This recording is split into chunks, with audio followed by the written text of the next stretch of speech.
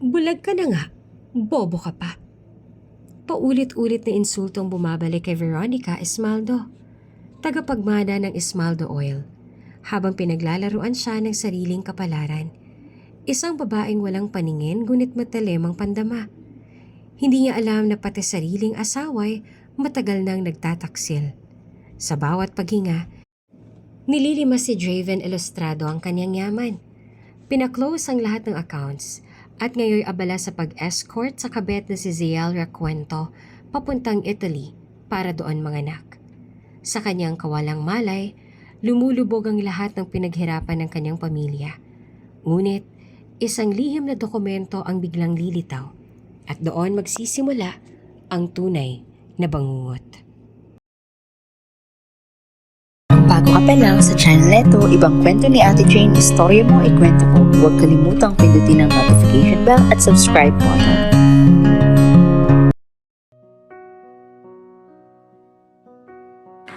Tahimik ang buong mansyon ng Esmaldo nang magising si Veronica sa malamig na simoy ng madaling araw. Wala na namang tunog kundi ang mahinang tiktak ng grandfather clock sa sala at ang huni ng kuliglig mula sa hardin. Marahan niyang iniunat ang kamay. Hinahanap ang hawakan ng kanyang tungkod na laging nakapatong sa gilid ng kama. Wala siyang nakikita. Pero kabisado ng kanyang mga daliri ang bawat sulok ng silid. Isang linggo pa lang lumipas wala nang pumanaw ang kanyang sanggol. Isang linggo pa lang mula nang madama niya ang pinakamasakit na bahagi ng pagiging ina. Ang mawala ng anak bago pa man ito matutong huminga ng malalim.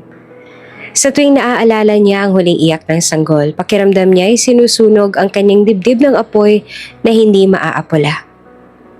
Anak, mahina niyang bulong. Hawak ang maliit na kumot na iniwan ng mga nurse sa kanya. Kahit wala na ang sanggol, ayaw niyang bitawan iyon. Para bang nandoon pa rin ang init ng katawang nawawala na. Sa labas ng kwarto, dahan-dahang naglakad si Aling Pina, ang matagal ng kasambahay nila. Alam nitong mahirap ang mga gabing walang tulog para kay Veronica. Maingat niyang inilapag ang tasa ng salabat sa mesa. Ma'am, uminom po muna kayo, mainit pa. Mahinahong sabi ni Aling Pina. Ngumiti si Veronica, bagamat halatang pilit. Salamat, Aling Pina. Alam kong nag-aalala ka, pero kaya ko to. Kailangan kayanin. Ang bayan ng Santa Minerva ay matagal nang tumitingala kay Veronica. Kahit bulag siya, nagawa niyang panghawakan ng pamana ng kanyang ama, ang Esmaldo Oil. Isang kumpanyang bumubuhay hindi lamang sa kanilang pamilya, kundi sa daan-daang empleyado. Madalas sabihin ng mga tao, si Ma'am Veronica, siya ang babaeng hindi nagpapadikta sa kapansanan. Ngunit ngayong araw, habang hawak niya ang malamig na kumot ng anak, pakiramdam niya ay wasak ang lahat. Ang lakas na laging pinapakita sa publiko ay natutunaw sa sariling pag-iisa. Naupo siya sa tabi ng bintana. Pinakiramdaman ang hangin na dumadaan. Hindi niya alam kung bakit pero may bigat sa dibdib na hindi lang galing sa pagkawala ng anak. May kutob siyang may paparating na mas mabigat pa. Bakit parang may kulang? Bulong niya sa sarili. Bakit parang may nakasilip sa dilim na higit pa sa kawalan ng paningin? Sa bawat pintig ng puso niya, naroon ang alaala ng kanyang ama, si Don Eliar Esmaldo. Lagi nitong sinasabi, Anak, kahit bulag ka, tandaan mo, mas matalim ang pandinig at pakiramdam mo kesa sa mga matang nakakakita pero hindi nakakaunawa. Ngayon, pilit siyang kumakapit sa mga salitang iyon, ngunit hindi ganoong kadali. Nang bumaba siya sa sala, naaamoy niya ang amoy ng bagong bukas na alak. Wala dapat ganoon sa bahay, lalo na't walang bisita.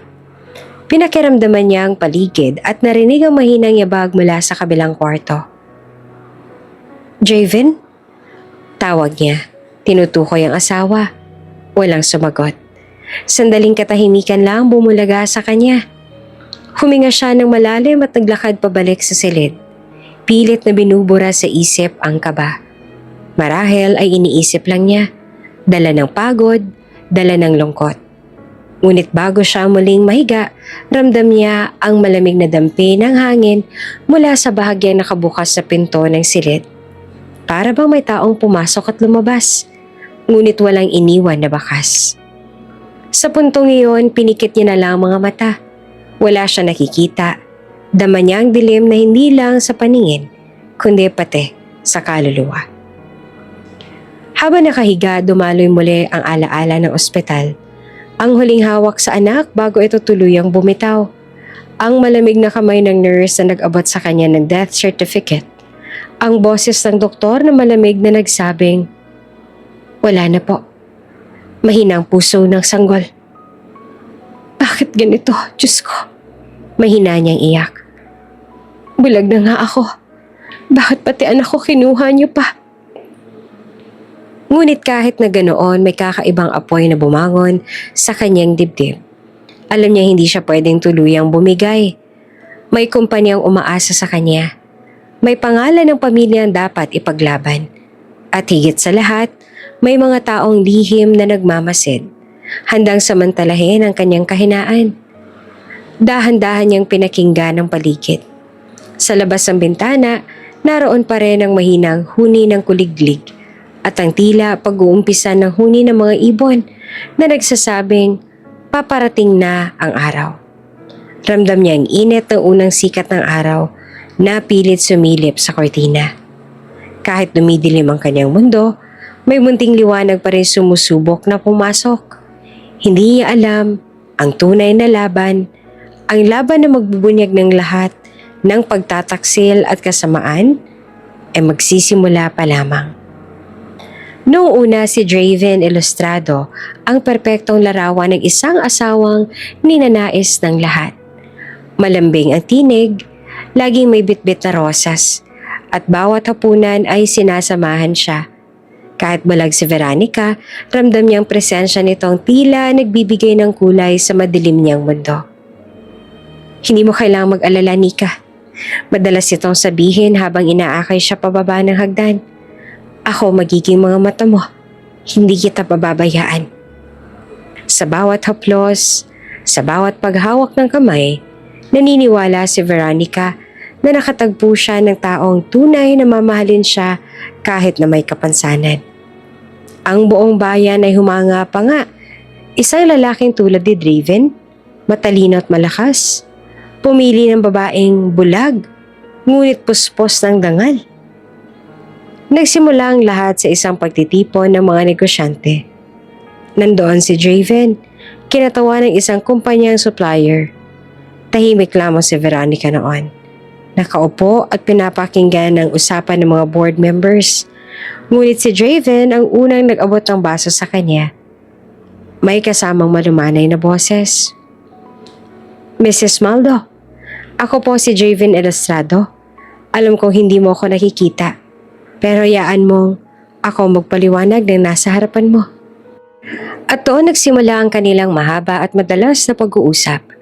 Laging magaan ang loob ni Veronica dapag si Draven ang kasama. Hanggang sa hindi na siya makatanggi na magtapat ito ng pag-ibig. Makalipas ang isang taon, lumipad sila papuntang Selvoria, isang bansang kilala sa kakaibang batas tungkol sa kasal at ari-arian. Doon sila ikinasal, isang ingrandeng seremonya na dinaluhan ng piling bisita. Suot ni Veronica ang puting bestida at kahit na hindi niya ito makita, dama niya ang bulaklak na nakapaligid, ang musika ng violin at ang mainit na halik ni Draven sa kanyang noo. "Pangako ko, habang buhay kitang iingatan." Wika ni Draven habang sinasalpak ang singsing sa kanyang daliri at naniwala si Veronica. Hindi niya alam sa parehong lungsod, inihanda na ni Draven ang lahat ng papeles para sa malagim na plano. Isang hapon, habang abala sa board meeting, nilapitan siya ni Draven dalang isang makapal na folder. "Sweetheart," sabi nito na may lambing sa boses. "May kailangang pirmahan. Business requirement lang daw," sabi ng lawyer sa Selvoria, "para mas maayos ang partnership ng Esmaldo Oil sa mga foreign investors." Walang pagdududa si Veronica. Sanay siyang magpirma ng dokumento, lalo na't sa negosyo. At dahil galing kay Draven, Hindi na siya nagtanong pa. Kinuha niya ang ballpen at marahang lumagda. Bawat pahina ay nilalagdaan ng buong tiwala. Salamat, love. Sa'yo, tiwala ako buo. Bulong ni Veronica. Ngumiti si Draven, pero sa loob-loob niya, isang mapanuksong ngiti ang nabuo dahil alam niyang iyan pala ay divorce papers na may kalakip na transfer of assets. Sa loob ng isang lagda, nawala sa pangalan ni Veronica ang lahat ng shares at ari-arian. Mula noon, unti-unti nag-ibang ugali ni Draven. Ang dating maalalahanin ay naging malamig. Ang mga bulaklak ay nawala. Ang mga haplos ay naging pwersadong pag-akay lang. Draven? Minsan ay tanong ni Veronica habang sabay silang kumakain. Parang ang layo mo na. May problema ba? Trabaho lang, huwag kang mag-isip. Mabilis sa sagot ni Draven. Hindi niya na kinayang gawing malambing ang tinik. Sa bawat araw na lumilipas, mas lalo pang ramdam ni Veronica ang distansya. Hindi na siya sinasamahan matulog ni Draven at madalas ay abala raw ito sa mga business trips. Ngunit ang totoo sa mga trip na iyon, unti-unti niya nang sinasamahan ang ibang babae. Hindi pa man nakakabawi si Veronica mula sa pagkamatay ng kanyang sanggol, iyon na rin ang panahon na tuluyan ng naglabas ng tunay na kulay si Draven. Sa likod ng kanyang sinumpaang salita, isa pala siyang traidor. Bulag ka nga. Bobo ka pa. Minsang bulong nito nang akalain niyang tulog si Veronica. Napatigil siya. Pero hindi siya sigurado kung totoo ba ang narinig niya o guni-guni lang. Ngunit ramdam niya may nagbabago. Ilang linggong lumipas, dumating ang lihim na balitang ikinagulat ni Attorney Tito Lemuel, pinsan ng kanyang ama. Habang tinitingnan niya ang mga papeles sa registry, isa lang ang malinaw. Lahat ng ari-arian, lahat ng shares, lahat ng bank accounts, nasa pangalan na ni Draven Elustrado. Samantala sa bahay, nakatingin si Veronica sa kawalan habang humahaplos sa kumot ng kanyang anak. Hindi niya alam ang lalaking dapat ay katuwang niya sa hirap at ginhawa, siya palang mismong dahilan ng paparating niyang pagbagsak. At noon, nagsimulang masira ang ilusyon. Ang dating mapagmahal na asawa ay isa palang demonyong matagal nang nagkukubli sa lambing at halik. Sa oras na iyon, hindi alam ni Veronica na habang siya'y nakikipag-usap sa board ng Esmaldo Oil tungkol sa bagong project, ang kanyang asawa namang si Draven Elustrado ay nasa loob na ng eroplano patungong Florence, Italy. Hindi siya nag-iisa. Kasama niya ang babaeng lihim na minamahal, si Zayelra Cuento. Sa loob ng first-class cabin, kumikinang ang chandeliers na nakasabit sa kisame ng eroplano at tahimik na dumadaloy ang classical music. Nakaupo si Draven sa malambot na leather seat. Hawak ang kamay ng isang babaeng halatang sanay sa atensyon, si Zayelra. Love, ilang oras na lang. Nasa Italy na tayo. Doon tayo magsisimula ng bago. Bulong ni Zayelra habang idinidikit ang kanyang ulo sa balikat ni Draven. Kita ang maliit na umbok ng tiyan nito. Malapit na itong mga anak. Ngumiti si Draven, ngunit hindi ito ngiting malinis. Para sa kanya, si Zayelra ang kabit na nagbigay ng init na hindi niya maramdaman kay Veronica. Hindi awa o responsibilidad ang nadarama niya rito. Puro pagnanasa, kasakaman, at ang thrill ng pagtataksil. Naalala ni Draven ang unang pagkikita nila. Isang business trip sa isang sikat na hotel sa Maynila. Siya ang kliyente, si Zayelra ang receptionist. Naka-uniform ito, nakatali ang buhok, ngunit kumikislap ang mga matang parang laging nang aakit. Good evening, sir. Welcome back. Bati ni Zayelra noon. May ngiting may tinatagong biro. Isang hapong iyon, nag-alok si Draven ng inumin sa bar ng hotel. Hindi nagpakipot si Zayelra. Sa halip, diretsong sumama. Mula noon, nagsimula ang mga palihim na tagpo.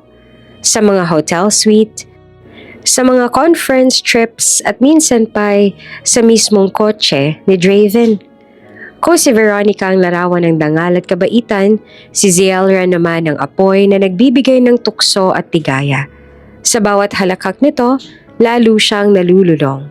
Sigurado ka na ba na doon tayo manganganak? Tanong ni Zayalra habang kinakalabit ang kamay ni Draven. Oo, Italy ang pinakamadaling paraan. Kapag doon siya na ipanganak, automatic citizen siya. Hindi na natin kailangang magpakahirap. Paliwanag ni Draven. Paano si Veronica? Hindi ka ba nag-aalala na baka makahalata siya? Napangisi si Draven tsaka tumungga ng alak. Bulag siya, Zyle. At higit sa lahat, wala na siyang hawak na pera. Ako nang may kontrol. Kahit magtanong pa siya, wala na siyang laban. Sa sagot na iyon, humagalpak sa tawa si Zayalra. Hawak-hawak ang tiyan. Bulag na nga, iniwan pa ng lahat. Aba, jackpot ako sa'yo, love. Lumapit siya kay Draven. Hinalikan nito sa labi sa harap ng flight attendant na nagpanggap na walang nakikita. Ganito kalakas ang loob ni Zayalra. Walang hiya, walang takot. Habang umaandar ang eroplano sa gitna ng ulap, inilatag ni Draven ang mas detalyadong plano. Pagkapanganak mo, sa pangalan ko ang bata. Gagamitin natin ang citizenship niya para makakuha ng mas maraming privileges sa Europe. Pagbalik ko, kukunin ko ang natitirang pera at ari-arian ni Veronica. Pagkatapos, wala na siyang silbi. Nagningning ang mga mata ni Zayalra. At ako na magiging tunay mong asawa. Ako maghahari sa tabi mo. Ngunit hindi alam ni Draven na ang pagiging palaban ni Zayalra ay may kasamang pagiging sakim. Hindi lang nito gustong maging kabit. Gusto rin nitong makuha ang lahat. Pero love, dagdag ni Zayalra, siguraduhin mo ako ang pipiliin mo hanggang dulo. Ayoko maging second option. Hindi ako tulad ng mga babaeng iniwan mo dati. Tumahimik si Draven. Tinitigan ang mukha ni Zayalra. Halatang hindi lang ito basta babae. May tapang at talino rin ito na handang ipaglaban ng sarili kahit kanino. At doon siya lalo pang naaakit. Lumapit ang flight attendant dalang pagkain. Mr. Elustrado, Miss Cuento, here's your meal. Ngumiti si Zayalra at walang pakundangan na yumakap kay Draven sa harap ng lahat. Para bang pinapakita niya sa buong mundo na siya ang tunay na asawa kahit hindi. Sa kabilang banda, hindi mawala ang kaba kay Draven. Oo, hawak niya ang lahat ng ari-arian ni Veronica. Oo, nasa tabi niya ang babaeng magdadala ng kanyang anak. Pero sa loob-loob niya, alam niyang may kapalit ang lahat ng pagtataksil na ito. Habang bumubulusok ang eroplano sa himpapawid, parang naririnig niya ang boses ni Veronica mula sa kanyang alaala. Ang tiwala ko sa'yo, buo. At iyon ang pinakamatinding tinig na hindi niya matakasan. Ang boses ng babaeng niloko niya. Sa isang tahimik na opisina sa gitna ng lungsod, nakaupo si Chorizo Elustrado. Sa harap ng kanyang laptop, maingat niyang chinecheck ang mga dokumento. Bawat linya ng kontrata, bawat perma, bawat account number. Sa mata ng iba, simpleng accountant lang siya. Pero ang katotohanan, siya ang utak sa likod ng pagnanakaw ng lahat ng kayamanan ni Veronica Esmaldo. Okay na to, bulong ni Chorizo habang pinapalitan ng electronic signature. Parang mismo si Veronica na ang pumirma. Sa tabi niya nakapatong ang isang bundle ng pera. Bayad iyon ni Draven para sa bawat peking papeles na ginagawa niya. Ngunit higit pa sa pera, mas gusto ni Chorizo ang kapangyarihan. Ang ideya na siya may hawak ng mga lihim na kayang magpaikot ng isang imperyo. Samantala sa kanilang ancestral house, nakaupo naman si Mirasol Elustrado, ang ina ni na Draven at Chorizo. Nakabatik na bestida, hawak ang abaniko at walang tigil ang pagbatikos kay Veronica sa harap ng mga kasambahay. Bulag na nga, bobo pa. Dapat iniwan na lang ng anak ko yan noon. Sayang lang ang Esmaldo oil na napunta sa kanya. Malutong niyang sabi habang pumapalatak. Tumatawa pa ang ilan sa mga kamag-anak na nakikinig, pero halatang hindi komportable ang mga kasambahay. Alam nilang mali, pero wala silang magawa. Sa pamilya ng Elustrado, si Mirasol ang reyna. Isang gabi, nagtipon-tipon sina Draven, chorizo at mirazol sa malaking dining table ng kanilang bahay. Nandoon din ang ilang kamag-anak na alam ang sikreto. "Ano na ang update, Chorizo?" tanong ni Javen na nakasandal habang umiinom ng alak. "Tapos na ang lahat ng papeles. May dummy companies na rin na nagbabayad ko ng malaking buwis. Sa records, si Veronica mismo ang naglipat ng asset sa pangalan mo. Wala tayong problema, kahit anong investigasyon." Kumpiyansang sagot ni Chorizo. Tumawa si Mirasol. Pinalo-palo pang abanika sa lamesa. "Yan ang gusto ko sa inyo, mga anak. Marunong kayong mag-isip. Hindi katulad ng bulag na yon." "Aba, hindi ko alam kung paano napamahal sa iyo, Javen. Dapat noon pa iniwan mo na siya." "Nanay, huwag kang mag-alala," sagot pa ni Javen. "Wala nang laban si Veronica. Nasa akin na lahat." Kinabukasan, bumisita si Veronica sa bahay ng ilustrado, dala ang ilang papeles na inakala niyang tungkol sa negosyo. Habang nakaupo siya sa sala, narinig niya ang mahinang boses ni Mirasol mula sa kabilang kwarto. "Kawawang bulag na Veronica. Dapat nga iniwan ka na noon ng anak ko. Kung hindi dahil sa'yo, matagal nang hawak ng pamilya natin ng Esmaldo Oil." Napahinto si Veronica. Nanigas ang kanyang katawan. Ramdam niya ang bawat salitang tumatagos sa kanyang dibdib. Hindi niya alam kung iiyak ba siya o magpapanggap na walang narinig. Nang lumabas si Mirasol, may gulat at may pilit na ngiti sa labi. "Oh, nandito ka na pala, Veronica. Pasensya na, hindi kita napansin." Ngumiti rin si Veronica. Mahina ang boses. "Wala yon, Mama Mirasol. Sanay na po ako." Pero sa loob-loob niya, parang binagsakan siya ng malaking bato. Hindi lang sina Javen, Chorizo at Mirasol ang nakikinabang sa kayamanan ni Veronica. Pati ibang kamag-anak ng ilustrado ay tumatanggap ng mga regalo, bagong kotse, negosyo at mga property. Sa bawat perang nililipat kay Javen, may parte silang lahat. Samantala si Veronica, bagaman pinupuri ng bayan ay unti-unti nang nauubusan ng lakas at pag-asa. Hindi niya alam na bawat taong nakapaligid sa kanya ay may tinatagong ngiti ng panlilinlang. Habang pauwi si Veronica mula sa mansyon, nakasandal siya sa upuan ng sasakyan. Tahimik. Sa kanyang isip, bumabalik ang mga pasaring ni Mirasol. Ramdam niya na may mali. Ramdam niya na may tinatago ang pamilya ng asawa. Ngunit sa kabila ng lahat, naniniwala pa rin siyang may natitirang kabutihan kay Javen, na baka sa kabila ng mga bulong ng kanyang ina at kapatid, siya'y pipiliin pa rin nito. Hindi niya alam, lahat sila ay iisa lang ang layunin, ang ubusin ang yaman ng Esmaldo at tuluyang iwan siya sa kawalan.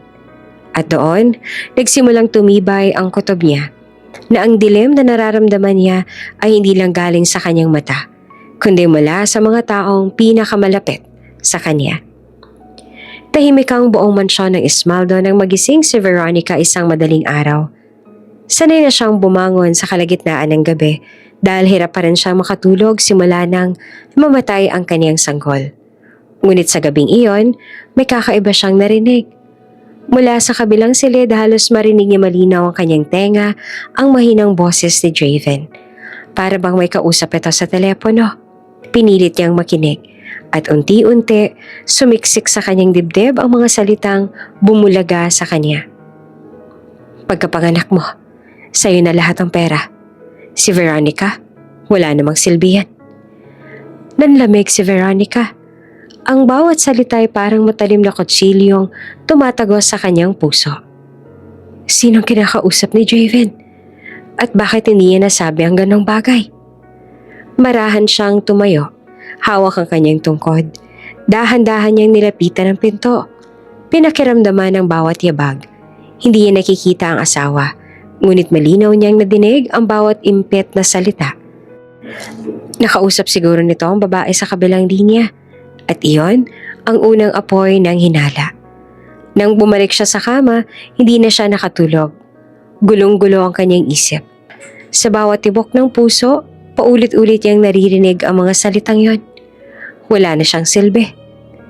Kinabukasan, nakaupo si Veronica sa sala nang dumating si Javen mula sa isang tinatawag nitong business meeting. Karaniwan amoy cologne siya na paboritong ginagamit mula pa noong nagsisimula silang magkasama. Ngunit sa araw na iyon, ibang halimuyak ang dumampi sa ilong ni Veronica. Matamis, mabango, at pamilyar na pabango ng isang babae. "Draven?" Marahan niyang sabi habang hinahaplos ang kamay. "Bakit parang iba yata ang amoy mo ngayon? Hindi naman ito ang cologne na lagi mong gamit ah." Sandaling natigilan si Draven, pero mabilis ding umiti at nagsinungaling. Galing ako sa meeting. Baka may nakatabi akong babae na mabangong pabango. Nahawa lang siguro." Ngumiti si Veronica, pero sa kanyang isip, lalong lumakas ang kutob niya. Ang pandama ng isang bulag ay hindi basta-basta at ang kanyang ilong, hindi siya niloloko. Habang lumilipas ang mga araw, lalo niyang napansin ang pagbabago ni Draven. Hindi na siya madalas umuwi ng maaga. Kapag dumadating naman ito, laging pagod at halos hindi man lang siya kinakausap. "Pagod lang ako, Nika." Lagi nitong alibay. Ngunit ramdam ni Veronica na may tinatago itong mas malaki pa sa inaakala niya. Minsan, habang magkatabi sila sa kama, nagkunwari siyang tulog. Dama niya ang pagbangon ni Draven. Marahang kinuha ang cellphone at lumabas ng silid. Muli narinig niya ang pabulong na boses nito sa telepono. Paulit-ulit ang salitang umuukit sa kanyang damdamin. "Mahal kita. Konting tiis na lang."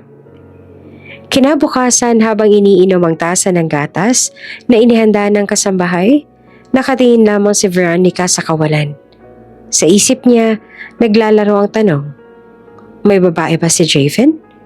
Ako bang tinutukoy niyang wala ng silbi? Ayaw niyang magpadala agad sa hinala. Alam niyang delikado ang akusahan ng asawa ng walang ebidensya. Pero hindi rin kayang baliwalain ang mga pandama niya. "Aling Pina," wika niya sa kasambahay. "Napapansin mo bang may kakaibang ginagawa si Draven?" Nag-aalinlangan naman ang matanda. "Ma'am, ewan ko po. Madalas na yata siyang wala sa bahay pero baka busy lang ho talaga." Ngumiti naman si Veronica, pilit na ikinukuble ang lungkot. Pero sa loob-loob niya, alam niyang hindi na basta pagiging busy ang dahilan. Isang gabi, dumating si Draven ng hating gabi, amoy alak at muling dala-dala ang halimuyak ng pabango ng babae. Naisa na siyang tanungin ni Veronica, ngunit pinili ng manahimik. "Magpahinga ka na, Draven," mahina niyang sabi. Ngumiti lang si Draven at diretsong dumiretso sa banyo.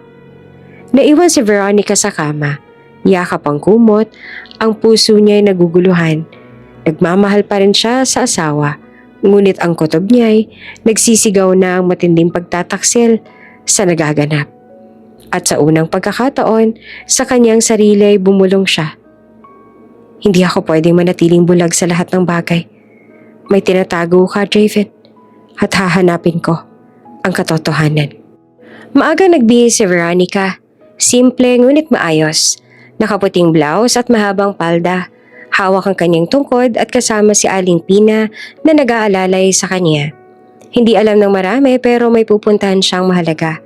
Isang lihim na lakad na hindi dapat malaman ni Draven o ng pamilya nito. "Sigurado ka ba, ma'am?" tanong ni Aling Pina habang sumasakay sila sa kotse. "Oo, Aling Pina. Panahon na para malaman ko ang totoo." Mariing tugon ni Veronica. Makalipas ang ilang oras, nasa isang opisina na sila sa lungsod. Malinis, moderno at may logo ng isang sikat na law firm. Sa gitna ng silid nakaupo ang isang lalaking nasa mid-40s. Matipuno at matalim ang mga mata. Si Attorney Tito Lemuel or Kia. Kilalang matapang at walang inuurungan, lalo na sa mga kaso ng malalaking pamilya at korupsyon. "Veronica Esmaldo," bati niya na nakangiti ngunit may halong pag-aalala. "Anong maitutulong ko sa'yo?" Huminga ng malalim si Veronica. "Attorney, may nararamdaman ako mali. Para bang unti-unti nawawala sa akin ang lahat. Pero hindi ko makita kung paano." Umupo si Tito, seryosong mukha. Okay, let's check. Bigyan mo ako ng pahintulot na tingnan ang lahat ng records mo. Bank accounts, properties, shares, lahat. Ilang oras sa abala ang staff ng abogado. Binuksan nila ang mga online registry, tiningnan ang mga papeles sa Central Bank at kinumpara sa mga corporate files ng Ismaldo Oil. Tahimik si Veronica, nakikinig sa bawat tunog ng keyboard at bulungan ng mga staff. Maya-maya ay pumasok si Tito, hawak ang makapal na folder. Veronica, mabigat ang tinig niya. Handa ka na ba sa maririnig mo? Tumango si Veronica, mahigpit ang hawak sa kanyang tungkod.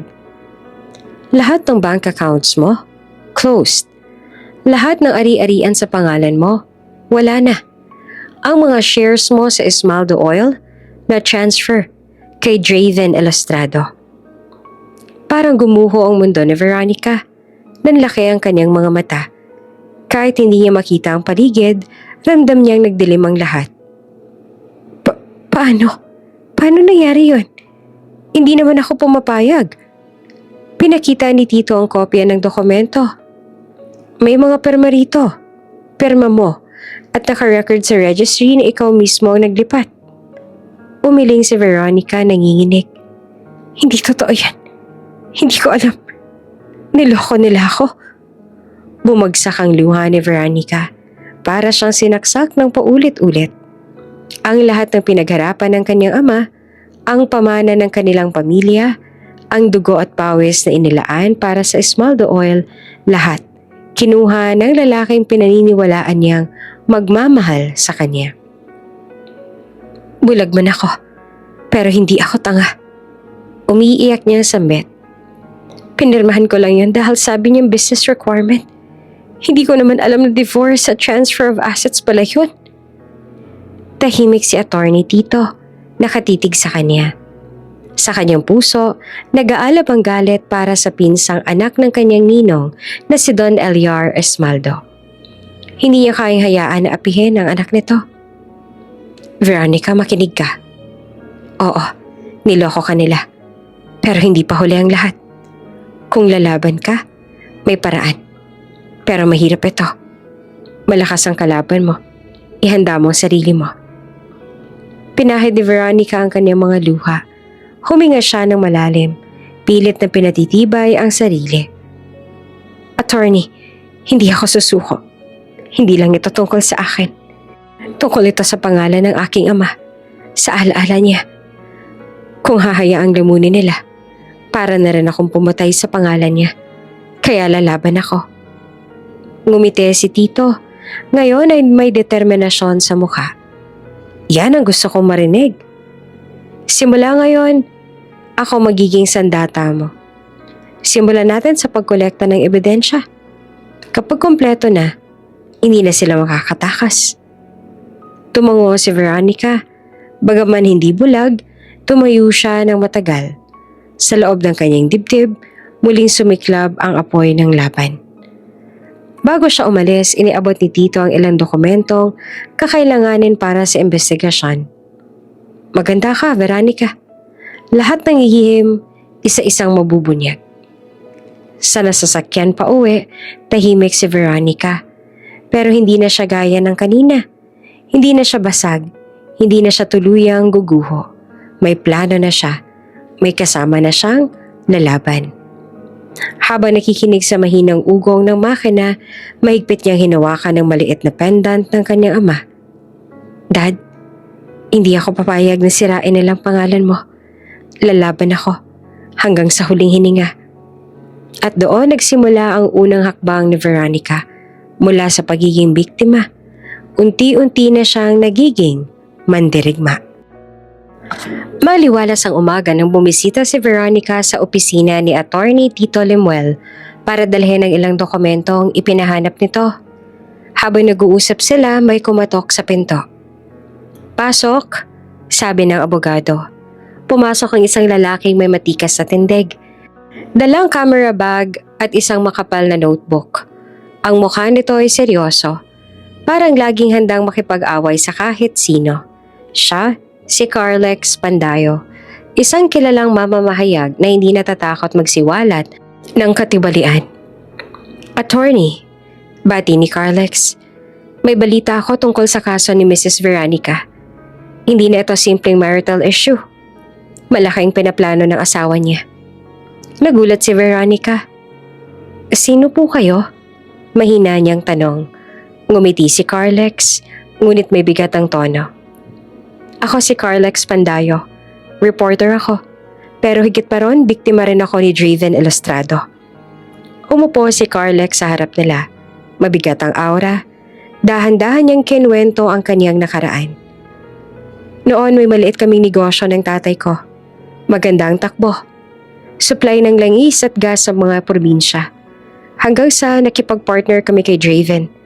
Akala namin blessing. Pero peke ang kontratang pinapirmahan niya. Sa huli kami ang naipit sa utang at siyang kumubra ng lahat ng kita. Huminto siya. Nangingilid ang luha ngunit matatag ang tinig. Hindi na kaya ng tatay ko ang kahihiyan. Ilang buwan lang inatake siya sa puso. Doon nagsimula ang galit ko. Simula noon, ipinangako kong ilalandad ko ang lahat ng kasamaan ni Draven. Tahimik si Veronica, nakikinig ng buong puso. Ramdam niya ang sakit ni Carlex. Sa kaibuturan ng kanyang damdamin, nakita niya ang sarili niya sa pighati nito. Veronica, seryosong wika ni Carlex. Alam kong mahirap ito para sa'yo. Pero tandaan mo, hindi ka nag-iisa. Hindi lang ako reporter. Ako ang magiging sandata mo. Kapag nailabas sa media ang sekreto ng asawa mo, buong bansa ang magiging kakampi mo. Natigilan si Veronica. Hindi siya sanay na lumantad sa publiko. Sanay siyang magtago sa likod ng katahimikan at dignidad. Ngunit ngayon, naramdaman niyang may dahilan para lumaban. Paano mo ako matutulungan? Tanong niya. Pinuksan ni Carlex ang kanyang bag at inalabas ang ilang larawan at dokumento. Ito ang mga kuha ko kay Draven kasamang babae niya. Ilang beses ko silang nasundan. At may mga witness din akong handang magsalita tungkol sa mga fake contracts na ginawa nila. Nanginginig ang mga kamay ni Veronica habang hinahawakan ang mga papel. Kahit hindi niya makita, ramdam niya ang bigat ng ebidensya. Veronica, singit ni Attorney Tito. Ito na ang pagkakataon natin. Ako magtatanggol sa korte. Si Carlex naman, ang magsisiguro na malalaman ng buong bayan ng katotohanan. Sa kombinasyon na to, wala silang ligtas. Unti-unting tumulo ang luha ni Veronica, pero hindi iyon luha ng panghihina. Ito'y luha ng pag-asa. Kung ganon, handa akong lumaban. Hindi lang para sa akin, para sa ama kong namayapa, para sa lahat ng niloko ng asawa ko, at para sa mga babaeng katulad ko na minamaliit. Ngumiti si Carlex, tumango kay Tito. Yan ang gusto kong marinig. Hindi ka na biktima, Veronica. Isa ka ng mandirigma. Habang palabas si Carlex sa opisina, muling humarap ito kay Veronica. Isa lang ang pangako ko sa'yo. Hindi ako titigil hanggat hindi bumabagsak si Draven Elustrado. Hindi lang ito tungkol sa personal kong galit. Tungkol ito sa hustisya na dapat makuha ng lahat ng niloko niya. Tumango si Veronica. Mahigpit ang hawak sa kanyang tungkod. Sa unang pagkakataon, nakaramdam siya ng lakas mula sa ibang tao. Hindi siya nag-iisa. May mga taong handang lumaban sa kanyang tabi. Pag-uwi sa mansyon, tahimik si Veronica ngunit matatag. Sa isip niya ay naglalaro ang mga salita ni Carlex. Ako magiging sandata mo. Humiga siya sa kama, pinikit ang mga mata at marahang bumulong. Draven, hindi na akong bulag na asawa mo. Nakakakita na ako ng katotohanan. At darating ang araw, ikaw naman ang luluhod sa harap ko. Sa gabing ring yun, nagtagpo ang tatlong haligi ng laban. Isang bulag na babae na niloko, isang abogado na matapang, at isang mamamahayag na sugatan. At doon nagsimulang mabuo ang apoy ng digmaan laban kay Draven Elustrado. Abala sina Attorney Lemuel at Carlex Pandayo sa pag-aayos ng mga dokumento at ebidensya laban kay Draven nang biglang marinig nila ang malakas na sigaw mula sa sala. "Ma'am Veronica? Ma'am?" sigaw ni Aling Pina. Dali-daling tumakbo ang dalawa at nadatnan nilang nakandusay si Veronica sa sahig. Nanginginig at lumuluha ang mga mata. Halos mawalan siya ng malay. "Veronica!" Gulat na tawag ni Tito habang inalalayan siya. Agad na tinawagan ni Carlex ang ambulansya. Makalipas ang ilang minuto, mabilis na isinugod si Veronica sa ospital. Nakahiga siya sa stretcher. Malamig ang kanyang balat. At hindi magkamayaw ang mga doktor at nurse sa pagmamadali. "Dok, kritikal ang pasyente. Mabilis ang pagbaba ng blood pressure," sigaw ng nurse. Isang doktor ang lumapit, si Dr. Felin, isang oncologist na kilala sa husay at sipag. "Dalhin sa ICU, maganda ng test sa atay at dugo." Habang nasa loob si Veronica, nag-aalala naman sina Tito at Carlex sa labas. Hindi pwede ngayon pa siya bumagsak. Ani Carlex at napasapo pa sa ulo. Kailangan pa natin siya para sa kaso. Ngunit mas mabigat ang dibdib ni Tito. Hindi lang kaso ang nakataya rito. Buhay niya ang pinaplanong wasakin. Ilang oras ang lumipas bago lumabas si Dr. Felin. Seryoso ang mukha at may hawak na folder ng mga resulta. "Attorney Orquilla? Mr. Pandayo?" Tanong niya, tumango sila. "May tumor sa atay si Mrs. Veronica. Pero hindi lang basta tumor. Sa dugo niya may nakita kaming trace ng isang kakaibang chemical. Hindi ito natural. May sangkap ng halamang tinatawag na Cariuma leaf extract. Karaniwan itong ginagamit bilang panghalo sa mga inumin. Kapag matagal na naiinom, unti-unting sinisira ang atay hanggang sa magkaroon ng tumor." Nagulat si Tito. "Ibig sabihin, may nagpapainom sa kanya ng lason?" Tumango si Dr. Felin. At base sa medical history niya, ilang buwan na itong dahan-dahang pumapasok sa katawan niya. Halos mabingi si Tito sa narinig. Sino lang ba laging naghahanda ng inumin niya? Tahimik si Aling Pina, tsaka dahan-dahang sumagot. "Si Sir Draven. Lagi siyang nagdadala ng gatas, ng juice, ng kahit anong iniinom ni Ma'am Veronica." Nanlumo si Tito. Kung ganon, simulat sa Paul, planado na ni Draven ang lahat. Hindi lang pagnanakaw ng yaman. Gusto niya ring patayan si Veronica. Dahan-dahan para hindi mahalata. Sa loob ng ICU, unti-unting naggamalay si Veronica. Mahina ang kanyang katawan, ngunit malinaw ang narinig niya ang usapan ng tatlo. "Draven?" Bulong niya at namumuo ang luha. "Mulat sa Paul. Plinano mo na akong patayin." Lumapit si Tito. Mahigpit ang kapit sa kamay niya. "Veronica, huwag kang bibigay. Ngayon, higit na kailanman, kailangan mong lumaban. Hindi na lang ito tungkol sa ari-arian. Buhay mo na ang nakataya." Huminga ng malalim si Veronica, bagaman masakit. "Attorney Carlex, kung plano na lang tapusin ako, hindi ako basta magpapatalo. Kailangan kong mabuhay. Kailangan kong ilantad ang lahat ng ginawa nila." Ngumisi si Carlex, bakas ang paghanga.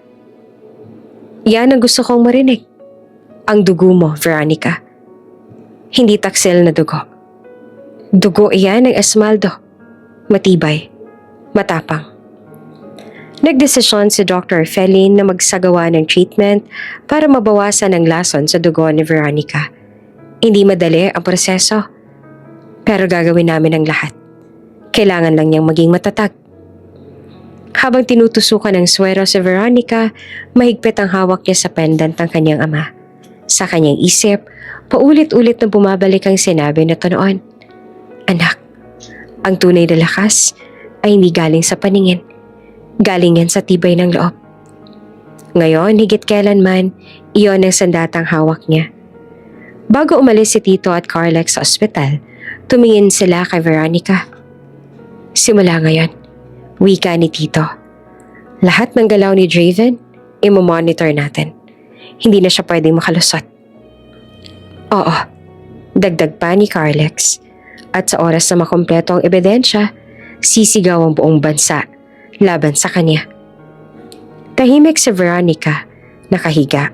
Ngunit sa kanyang dibdib, naglalagablab ang apoy ng laban. Hindi lang siya isang babaeng bulag na niloloko. Isa siyang inang nawala ng anak. Anak ng Donna ni Lason at asawang pinagtaksilan. At sa dugong dumadaloy sa kanyang ugat, buo ang kanyang panata.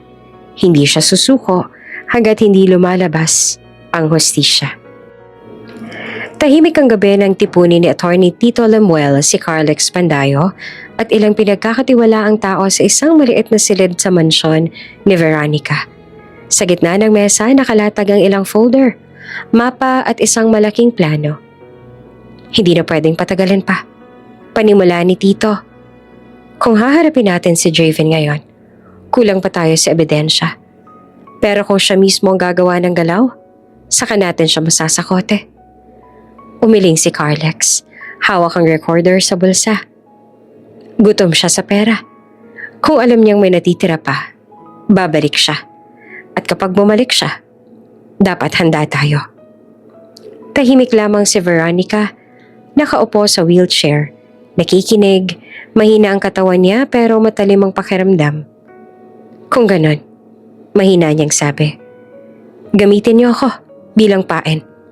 Hindi ako matatakot. Basta siguraduhin niyo lang na matatapos ang lahat." Kinabukasan, kumalat ang isang balitang ikinagulat ng mundo ng negosyo. Nalulugi na raw ang Esmaldo Oil, ayon sa ilang confidential sources. 3 buwan na lang at baka tuluyan ang magsara ang kumpanya dahil sa pagkatunaw ng pondo. Hindi alam ng karamihan, plano lang ito ni Tito at Carlex. Isang usok na sinadyang ikalat. May nag-leak sa dyaryo, may nagulat sa radyo, at may pabulong na chismis sa business forums. Lahat ito, orchestrated. Siguradong aabot ito kay Draven. Ani Carlex habang pinagmamasa ng headline sa dyaryo. At kapag umabot, hindi siya makakatiis. Sa Florence, Italy naman, hawak ni Draven Elustrado ang kanyang tablet habang nakaupo sa tabi ng kama kung saan nakahiga si Zayalra Cuento, buntis at naghihintay ng mga anak. "Love, bakit kaya ang mukha mo?" tanong ni Zayalra, inaayos ang buhok. "Esmaldo Oil, malapit na raw magsara." Sagot ni Draven na kumikislap ang mata. "Ibig sabihin, may natitira pang cash reserves. Kung hindi ako kikilos, baka mawala ang lahat." Napangisi si Zayalra. "Kung ganon, bumalik ka na sa Pilipinas. Kunin mo na lahat ng kayang kunin bago pa sila makarecover. Ako nang bahala rito sa bata." Tumango si Draven. Agad na nagplano. "Oo, babawiin ko ang lahat. At kapag nakuha ko na, wala na makakapigil sa atin." Samantala sa Pilipinas, todo bantay na ang grupo ni Tito at Carlex. May mga tao sila sa airport, sa paligid ng mansyon, maging sa kumpanya. Lahat ng kilos niya, dapat makuhanan natin ng litrato at video. Utos si Carlex sa kanyang cameraman. Kapag may ginawa siyang transaksyon, dapat may kopya tayo. "Don't worry," sagot ni Tito, seryosong mukha. "Handa na rin ang legal team ko. Kapag pumirma siya kahit saan, masusundan natin." Sa gilid, tahimik na nakikinig si Veronica. Mahigpit ang hawak niya sa pendant ng kanyang ama. Sa kanyang dibdib, ramdam niya ang kabog ng puso. Hindi dahil sa takot, kundi dahil sa paghahanda. Makalipas ang 2 araw, nag-book na nga si Draven ng flight pabalik ng Pilipinas. Habang nasa eroplano, paulit-ulit niyang iniisip ang plano. Kunin ang natitirang cash reserves. Ibenta ang mga lupang nakapangalan kay Veronica at gamitin ang lahat para itakas ang pamilya niya. Konting tiis na lang, Zyle. Bulong niya sa sarili. Nakapikit habang nakahiga sa business class seat. Pagbalik ko, hawak na natin ang lahat. Sa mansyon, ramdam ni Veronica ang bigat ng paparating na unos. Nakatayo sa tabi niya si Tito at Carlex. Babalik siya, Veronica. Bulong ni Tito. At kapag bumalik siya, doon natin sisimula ng laban. Handa na ako. Sagot naman ni Veronica. Mahina ngunit puno ng paninindigan. Matagal ko nang hinintay ang pagbabalik niya. Hindi niya alam, ang mismong kasakaman niya ang magbabaon sa kanya. Sa dilim ng gabi habang humahampas ang hangin sa bintana, ramdam ng lahat na ang oras ng pagkikita ay malapit na. Mainit ang sikat ng araw na huminto ang isang itim ni SUV sa harap ng mansyon ng Esmaldo. Bumukas ang pinto at bumaba si Draven Elustrado. Nakasuot ng mamahaling suit. Nakangiti na parang wala siyang ginawang kasalanan. Sumunod sa kanya si Zayelra Cuento. Hawak ang isang bagong silang na sanggol na nakabalot sa puting kumot. Pagpasok nila sa mansyon, parang kanila ang lugar. Walang pakundangan. Diretso naglakad si Zayelra patungo sa sala. Hawak-hawak ang bata na parang tropeo. Wow! Wika niya at nakataas ang kilay habang nakatingin sa paligid. Ang laki pala ng bahay na to. At simula ngayon, akin na rin ito. Tahimik ang mga kasambahay, nakayuko. Wala ni isang naglakas loob na magsalita.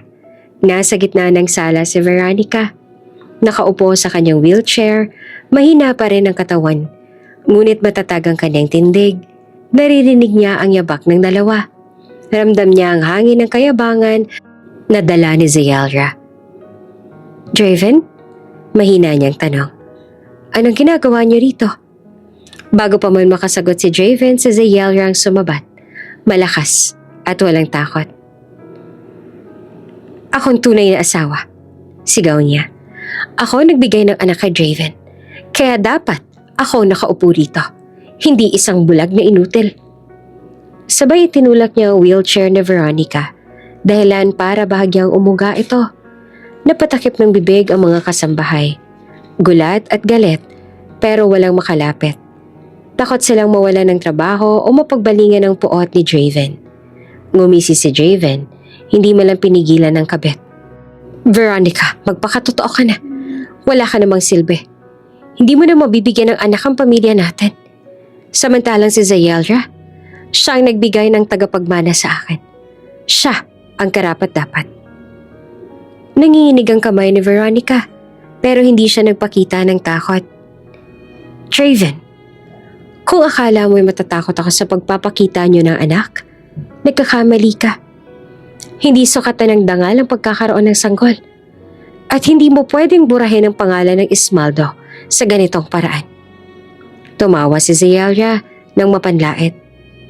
Naririnig mo ba ang sarili mo? Bulag ka na nga, wala ka pang alam. Tingnan mo nga ako. Ako may hawak ng bata. Ako may anak. Kaya ako may hawak ng puso ni Draven. Ikaw, nakaupo ka lang dyan. Kawawa. Muling tinulak ni Zayelra ang wheelchair ni Veronica. Mas madiin ngayon. Napatili ang isang kasambahay, ngunit agad na dinuro ni Draven para tumahimik. Sa sulok nakatingin si Aling Pina. Matagal ng kasambahay ni Veronica. Halos pumutok ang dibdib niya sa galit. Pero pinigilan niya ang sarili. Alam niyang kailangan munang maghintay ng tamang oras. Ma'am Veronica, bulong niya sa sarili. Huwag kang bibigay. Andito lang kami. Ngunit sa harap ng lahat, walang makagalaw. Parang sinasakal ni Draven ang buong mansyon sa kanyang kamay. Huminga ng malalim si Veronica. Ramdam niya ang bigat ng sitwasyon. Ramdam niya ang lamig ng hangin na dala ng pagtataksil. Ngunit sa kabila ng lahat, hindi siya bumigay. Zayelra, wika niya na malamig ngunit matatag. Pwede mong itulak ang wheelchair ko. Pwede mong laitan ang kapansanan ko. Pero tandaan mo to. Ang bahay na to, ang pangalang ito, at ang dugong dumadalay sa akin, hindi mo kailanman maaangkin. Hindi mo kayang burahin ang katotohanan. Napailing si Zayelra. Katotohanan? Huwag kang magpatawa. Ang katotohanan ay ito. Si Draven at ako ang tunay na pamilya. Ikaw? Isang paalala lang ng nakaraan na matagal na dapat tinapos. Hinawakan ni Draven ang balikat ni Zayelra. Tila sinasang-ayunan ang bawat salita niya. Bago umalis si Zayalra sa sala, lumapit pa siya kay Veronica at bumulong. Maghanda ka. Hindi ako titigil hanggat hindi ikaw mismo ang lumabas sa pintuang to. Nang wala ni isang bagay na maiiwan sa'yo. Ngumiti siya, tsaka hinalikan si Javen sa labi sa harap mismo ni Veronica. Pag-alis ng dalawa patungo sa silid na inangkin nila, naiwan si Veronica sa sala. Nanginginig ang kamay. Naramdaman niya ang bigat ng pang-aalipasta. Ngunit kasabay nito, may apoy na sumiklab sa kanyang dibdib. Javen. Zayalra. Mahina niyang bulong, ngunit puno ng paninindigan. Isang araw, lahat ng ito, babalik sa inyo. At sa oras na yon, hindi niyo na matatakasan ng hustisya. Sa kanyang isip, muling tumunog ang mga salita ng kanyang ama. Anak, huwag kang bibigay sa mga taong uhaw sa kapangyarihan. Ang tunay na yaman, nasa tibay ng loob. At doon, sa gitna ng kahihiyan at pang-aapi, nagsimulang mas tumibay ang panata ni Veronica. Na balang araw, siya ang tatayo muli bilang tunay na may-ari ng lahat. Maagang tinipon ni Attorney Tito Lemuel ang kanyang team sa loob ng conference room ng Esmaldo Oil. Nasa isang gilid si Veronica, nakaupo sa wheelchair, tahimik na nakikinig. Sa mesa nakalatag ang isang makapal na dokumento, ang kontrata na sila mismo ang naghanda. Kapag pumirma si Javen dito, paliwanag ni Tito, siya mismo ang sasalo ng lahat ng utang at aamin na kinuha niyang pera. At lahat ng ito, naka-video. Hindi siya magdududa? Tanong ni Veronica na may halong kabahang tinig. Umiling si Carlex. Hindi. Kapag narinig yung may pondo pang natira, mauuna ang kasakiman niya kesa sa utak. Kinahapunan dumating si Javen Elustrado sa opisina. Nakangiti. Parang siya ang hari ng mundo. Kasama niyang kapatid na si Jorizo. Dalang makapal na folder ng pekeng dokumento. Anong meron? Ano na naman tong meeting na to? Pasimpleng tanong ni Javen habang si Zayalra ay naiwan sa mansyon. Ngumiti si Tito, kunwari magalang. Javen, gusto namin natulungan ka. Alam namin nalulugi na ang kumpanya. Kung papayag ka, may rescue plan kaming ihahain. Kapalit lang nito, ikaw ang mananagot sa lahat ng utang.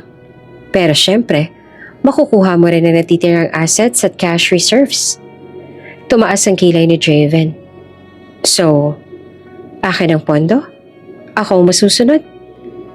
Basta pumirma ka lang. Sagot ni Tito, sabay tulak ng kontrata sa harap niya.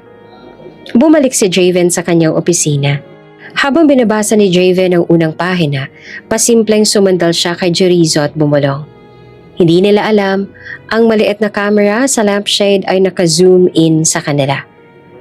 Bro, sigurado ka bang safe ito? Hindi ba makakahalata si Veronica? Ngumisi naman si Jorizo, sabay bukas ng folder na dala. Relax ka lang. Akong gumawa ng lahat ng perma niya. Lahat forged, para perpektong pagkakagawa. Kahit forensic expert mahihirapan. Good, sagot ni Javen. Kaya ako nasasabi lagi, hindi ako matatalo. Hawak natin lang lahat. Pera, perma, kumpanya. Sa kabilang kwarto, kinagat ni Carlex ang labi para hindi mapangiti. Salamat sa Diyos. Mismong bibig nila ang nagbigay ng ebidensya. Humarap muli si Javen sa kontrata. Hinawakan niya ang ballpen na iniabot ng sekretarya. Saka pinirmahan ang bawat pahina ng walang alinlangan. Kita niyo? Pagmamalaki niya. Ako talagang tunay na may-ari ng Esmaldo Oil. Wala nang silbi ang bulag na yon. Ako ang kumuha ng lahat ng pera ni Veronica. At wala na kayong magagawa. Parang musika sa tenga ng mga tao ni Tito ang bawat salitang yon. Sa gilid, tahimik na kumikislap ang pulang ilaw ng hidden cameras. Lahat ng linya, malinaw na inaitala. Hindi pa nakontento si Javen sa kanyang opisina. Tumayo siya. Itinaas ang kontrata at ngumisi. Ito ang patunay. Ako ang nagligtas sa kumpanya. Ako ang may kontrol. Lahat ng ito para sa anak ko kay Zealia. Si Veronica, tapos na siya. Bro, sabat ni Jerizo. Huwag ka masyadong maingay. Bakit? Anong ikakatakot ko? Tugon ni Draven sabay hagikik. Wala naman silang laban. Kahit korte, mababayaran ko. Hindi niya alam ang bawat yabang ay isa ring saksak sa sarili niyang dibdib. Sa kabilang silid nakikinig si Veronica sa live audio feed.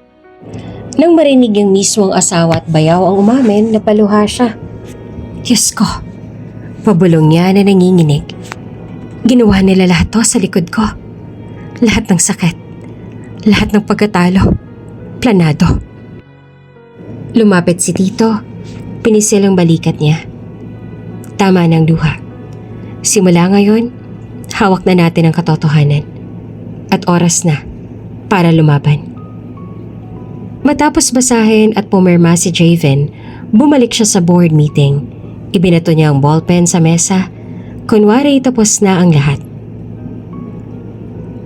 Ayan, satisfied na kayo? Nasa akin ang lahat ng responsibilidad. Wala nang makakapigil. Ngumiti si Tito at tila ba pumayag. Oo, Draven, sapat na yan. Sa sulok, tumango naman si Carlex sa kanyang cameraman. Mission accomplished. Isang umaga, abala si Carlex Pandayo sa kanyang maliit na opisina. Sa harap niya nakalagay ang laptop at ilang external drives. Binuksan niya ang video na kuha ng mga hidden camera sa boardroom. Muli niyang narinig ang malinaw na boses ni Draven. Oo, akong kumuha ng lahat ng pera ni Veronica. Dahil akong may karapatang gumamit ng kayamanan niya. Kasunod ito ang bulungan nilang magkapatid. Bro, sigurado ka bang safe to? Tanong ni Draven. Relax ka lang, sagot naman ni Jerizo. Akong gumawa ng lahat ng perma niya. Lahat forged, para perpektong pagkakagawa. Kahit forensic expert mahihirapan. Halos tumalon sa upuan si Carlex. Ito na ang bala. Tinawagan niya agad si Tito Lemuel. Attorney, handa na. Ilalabas ko na ngayong gabi. Sisiguraduhin kong buong bansa ang makakakita. Sa loob ng mansyon, tahimik na nakikinig si Veronica habang ipanaliwanag ni Carlex ang plano. Veronica, sa oras na umere ito, wala nang atrasan. Hindi lamang pangalan ni Draven ang guguho, pati ang lahat ng kakapin niya. Sigurado ka bang handa ka na? Huminga ng malalim si Veronica. Mahigpit ang kapit niya sa pendant ng ama. Matagal ko nang hinihintay ang araw na to. Kung ikakabunyag ng katotohanan ng pangalan ko, tatanggapin ko. Tumango si Tito. Sige, Carlex. Gawin mo na. Kinagabihan, sabay-sabay na umere sa mga pangunahing news channel ang isang breaking news bulletin. Isang eksklusibong balita. Lumabas ang shocking video laban kay Draven Elustrado, asawa ng tagapagmana ng Esmaldo Oil. Sa TV lumabas ang video. Kita si Draven habang pumipirma sa kontrata, nakangisi at nagyayabang. Akong kumuha ng lahat ng pera ni Veronica. Akong tunay na may-ari ng Esmaldo Oil.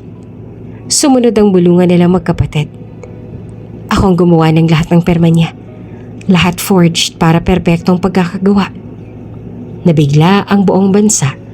Trending agad sa social media ang hashtags. Hashtag Justice for Veronica at hashtag Ilustrado Expose. Sa radyo, nagsisigaw ang mga host. Mga kababayan, isipin niyo yon? Isang bulag na babae, nilimas ang sariling asawa. Pinaubos ang yaman at dinala pang kabit abroad para manganak. Napakawalang konsensya. Sa social media, sunod-sunod ang posts. Grabe, ang kapal naman ng mukha ng Elustrado family. Pati perma ba naman, peneke?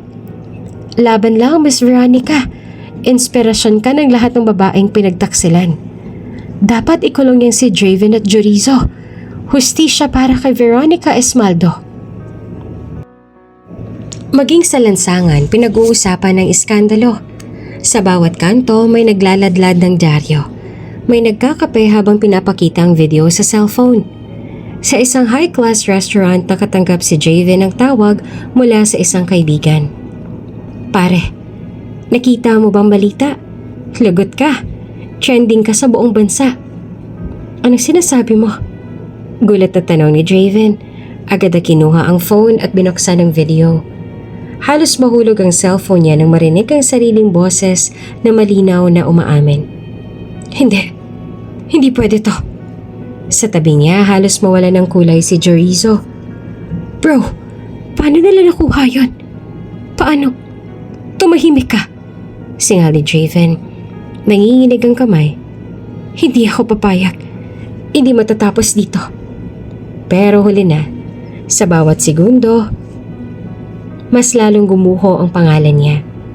Samantala, sa loob ng mansyon nakaupo si Veronica sa sala, nakikinig sa mga balita. Tahimik lang siya, ngunit sa bawat headline na pumapabor sa kanya, bumabalik ang tibay ng loob niya. Hindi na ako biktima, bulong niya. Ako ng simbolo ng mga babaeng pinagtaksilan, pero lumaban. Lumapit si Aling Tina, hawak ang kamay niya. Ma'am, buong bayan nakatingin sa inyo ngayon. Hindi ho kayo nag-iisa. Ngumiti si Veronica, luhaan ngunit matatag. Salamat. Sa wakas narinig na rin ng mundo ang tinig ko. Kinabukasan, pumutok sa lahat ng dyaryo ang parehong headline. Babaeng bulag, nilimas ng asawa, dinala pang kabit abroad para manganak. Kasama ang litrato ni Veronica, hindi bilang kawawa, kundi bilang matapang na babae na handang lumaban. Sa unang pagkakataon, siya ang pinanigan ng sambayanan. Ang dating makapangyarihan, Draven Elustrado, ay naging isa na lang tampulan ng galit. At sa puso ni Veronica, alam niyang hindi pa tapos ang laban. Pero ngayon, may buong bansang kakampi sa kanya. Maagang umaga nayanig ang mga pintuan ng Elustrado Mansion sa dami ng taong nakapalibot. Mga sasakyang pulis, media vans at mga taong nagtitipon-tipon para masaksihan ang pagbagsak ng pamilyang minsang hinahangaan. Sa harap ng gate, sigaw ng isang officer. Buksan ang pinto. May dala kaming warrant of arrest para sa mga Elustrado. Nagmamadaling bumaba si Chorizo Elustrado. Pawisan. Hawak ang telepono. Sandali, hindi niyo pwedeng gawin to. Tatawagan ko ang abogado namin. Ngunit mabilis siyang hinarang ng mga alagad ng batas. Dinadakip ka namin, Mr. Chorizo Elustrado, sa kasong falsification of documents at conspiracy. May sapat kaming ebidensya laban sa'yo. Halos matigagal si Chorizo. Sa gilid, kinukumpiska ng mga pulis ang ilang mga kahon na naglalaman ng peking kontrata at mga papeles na may perma ni Veronica. Mula sa ikalawang palapag, bumaba ang ginang na si Mirasol Elustrado. Nakabelo pa ng mamahaling damit. Sa halip na matakot, inamba niya ipalabas ang yabang. Ano ba to? Wala kayong sinasanto? Kaming mga Elustrado. May connection kami sa mga senador. Isang tawag lang, mawawala kayong lahat dito. Sigaw niya habang halos magwala. Lumapit ang isang pulis at maingat na nagpaposes. Ginang Mirasol Elustrado, inaaresto ka sa kasong conspiracy at obstruction of justice. Sumama ka sa amin. Nagpumigla siya, ngunit walang nakinig. Sa labas, naririnig ang mga sigawan ng mga tao. Tama lang yan. Matagal nang mandaraya yung pamilya na yan. Katarungan para kay Veronica.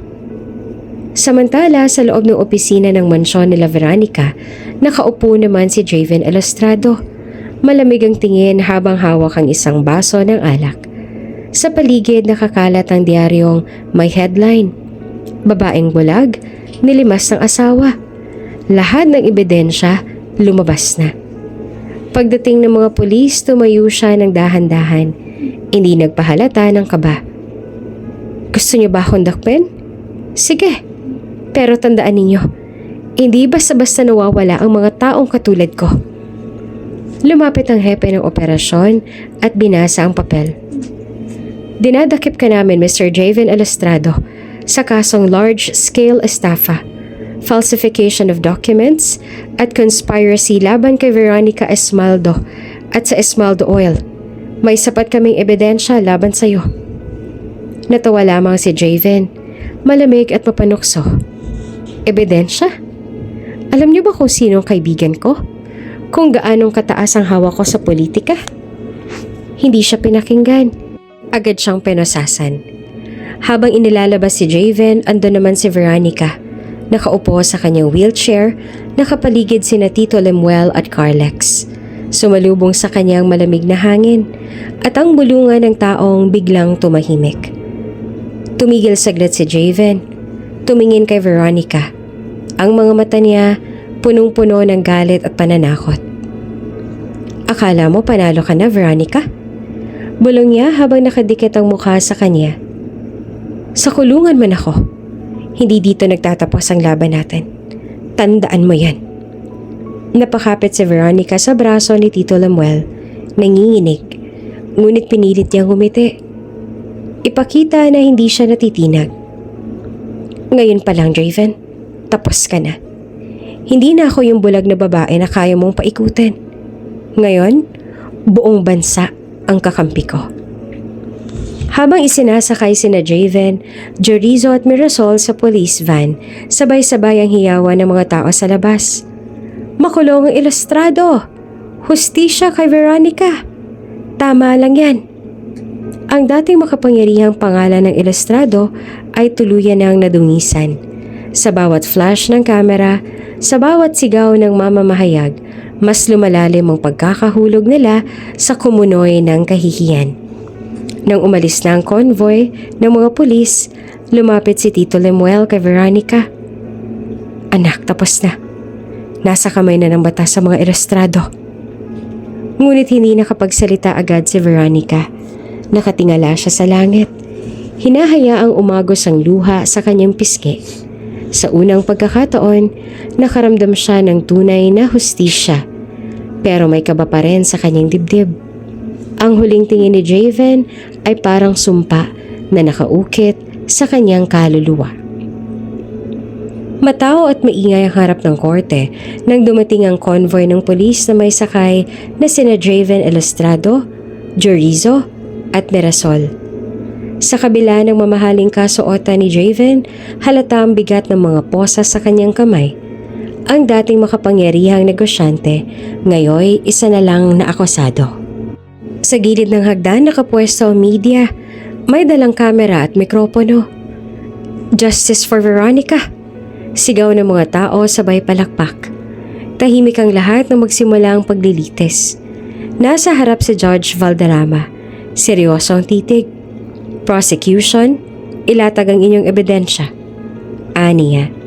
Tumayo si Attorney Tito Lemuel, dalang makapal na folder at ang isang USB. Your Honor, narito ang ebidensya laban kay Javen Elustrado. Una, ang bank transfers na nagpapakitang lahat ng accounts ni Mrs. Veronica ay nailipat sa pangalan ng akusado.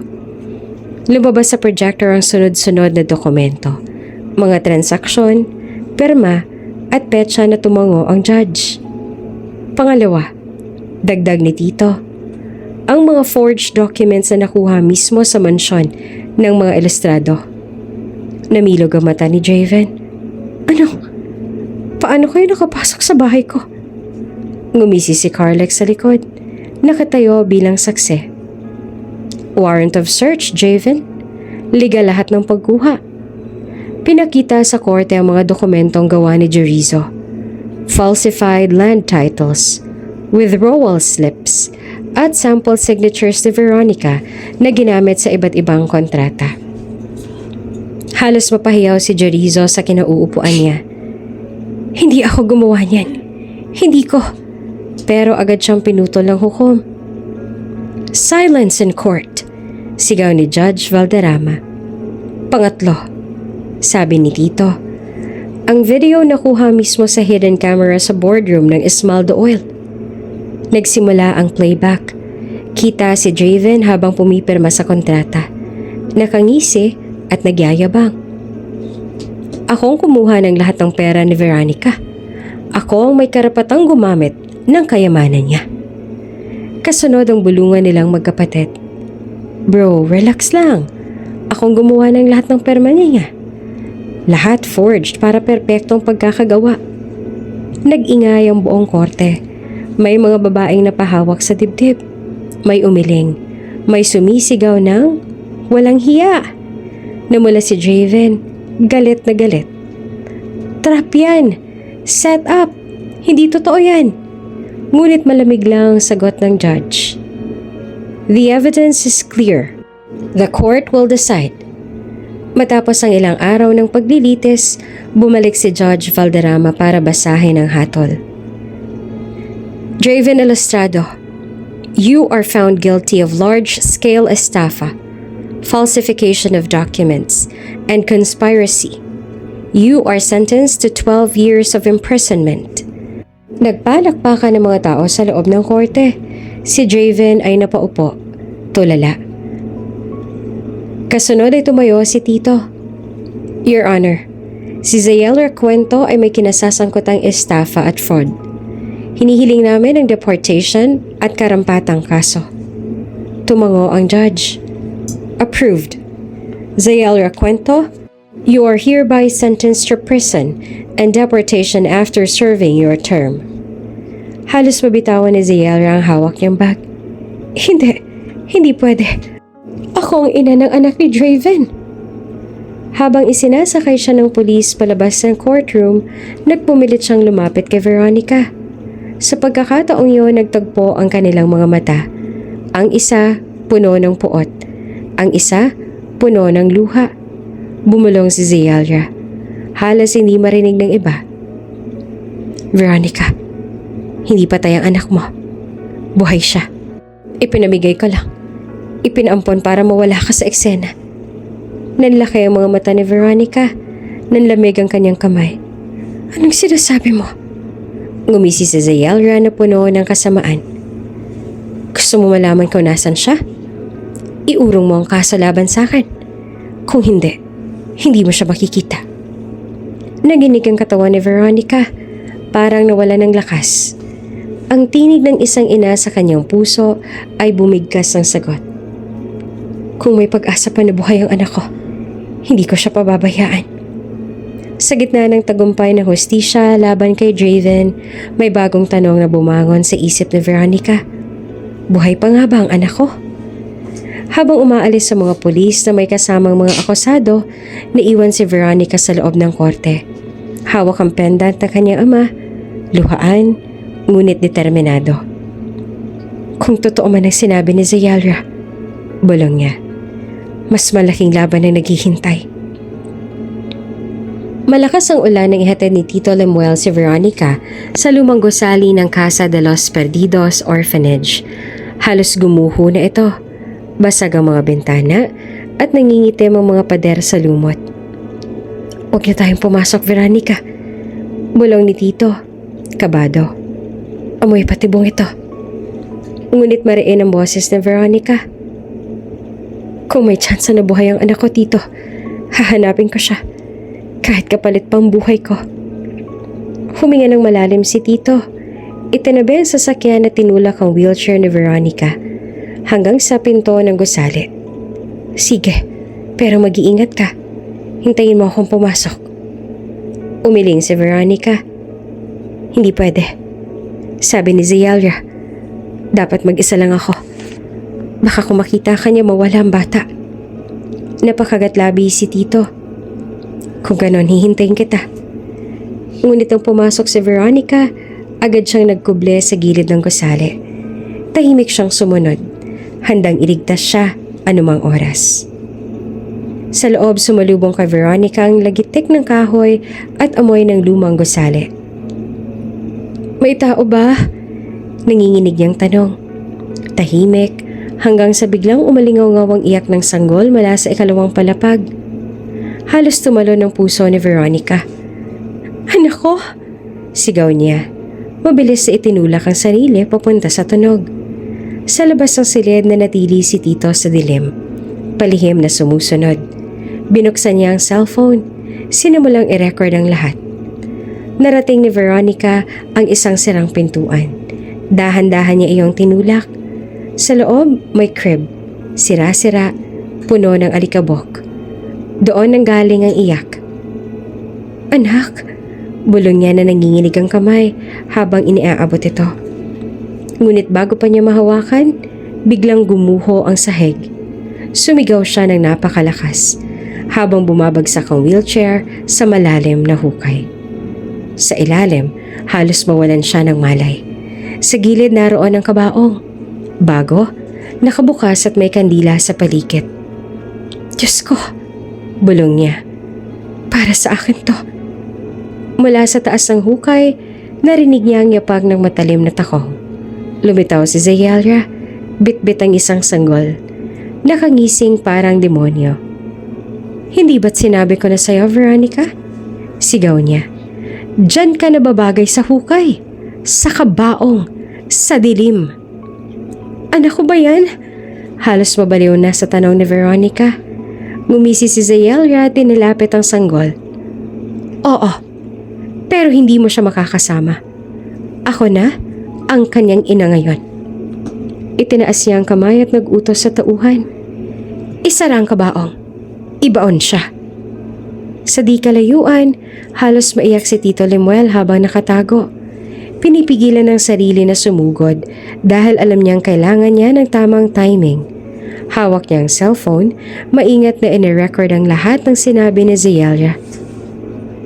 "Sandali lang, Veronica. Konti na lang. Ililigtas kita." Ngunit sa oras na yon, hindi pa niya kayang sumalakay. Masyadong marami ang tauhan ni Zeyalia. Kailangan niyang hintayin ang tamang oras. Sa ilalim ng hukay, umiiyak si Veronica habang dahan-dahang ibinababa ng mga tauhan ang kabaong. Sa ibabaw, si Zeyalia ay nakangising demonyo. Buhat ang sanggol na parang tropeo. Bago pa man bumiyahe papuntang Casa de los Perdidos Orphanage, dumaan muna si Tito Lemuel at Veronica sa mansyon para maghanda. Habang si Veronica ay tahimik na nakaupo sa wheelchair, napansin ni Tito ang isang lumang aparador sa opisina ni Don Eliar. "Sandali, Veronica. May nakita akong kahon." Wika ni Tito habang dahan-dahang humihila ng isang lumang folder. Sa ibabaw nito nakatatak, "Case File, Don Eliar Esmaldo." Mabilis niya itong sinilid sa bag. "Mamaya ko na lang sisilipin. Ang mahalaga ngayon, makarating tayo sa lugar na sinabi ni Zeyalia."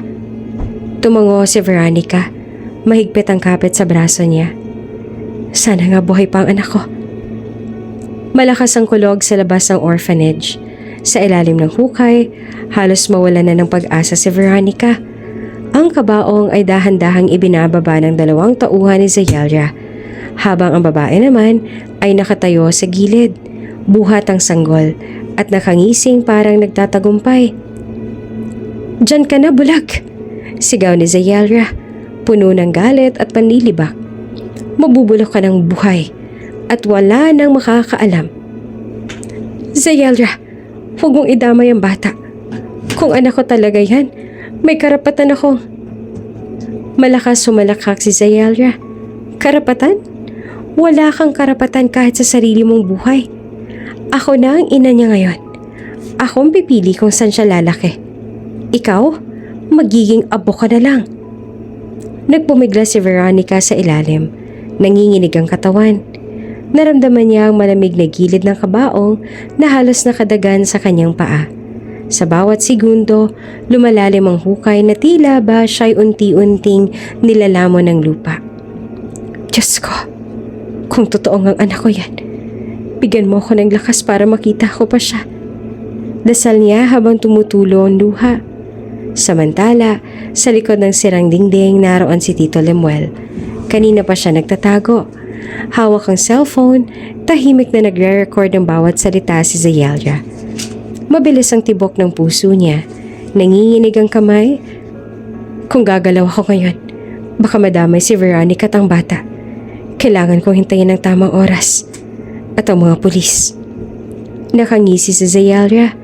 Tila ba gustong ipagyabang ang lahat. Alam mo ba, Veronica? Hindi lang ikaw ang nilason ko. Pati tatay mo, si Don Eliar Esmaldo. Oo, hindi siya namatay sa sakit. Unti-unti ko siyang pinainom ng halamang lason, kaya nagkabulok-bulok ang atay niya. Para kay Draven, para sa amin, para makuha namin ang Esmaldo oil. Nanlaki ang mga mata ni Veronica, halos mawala ng hininga. Hindi totoo yan. Tumawa si Zayelra, masama at matalim. Totoo. At ngayon, susundan mo na siya. Pareho kayong magiging ala-ala na lang. Sa likod ng sirang dingding, halos mabitawan naman ni Tito Lemuel ang cellphone nang marinig ang pangalan ni Don Eliar. Agad niyang naalala ang folder sa bag. Lumabas siya sandali. Nagtago sa gilid ng sasakyan at doon binuklat ang mga dokumento. Nanlaki ang mga mata niya. Nasa toxicology report ang parehong chemical na nakita sa dugo ni Veronica. Isang uri ng halamang ginagamit para unti-unting sirain ang atay. Diyos ko, bulong niya. Totoo ang lahat. Simulat sa pool, planado na nilang patayin si Don Eliar at si Veronica. Kinuha niya ang telepono, mabilis na nagdial. Hello?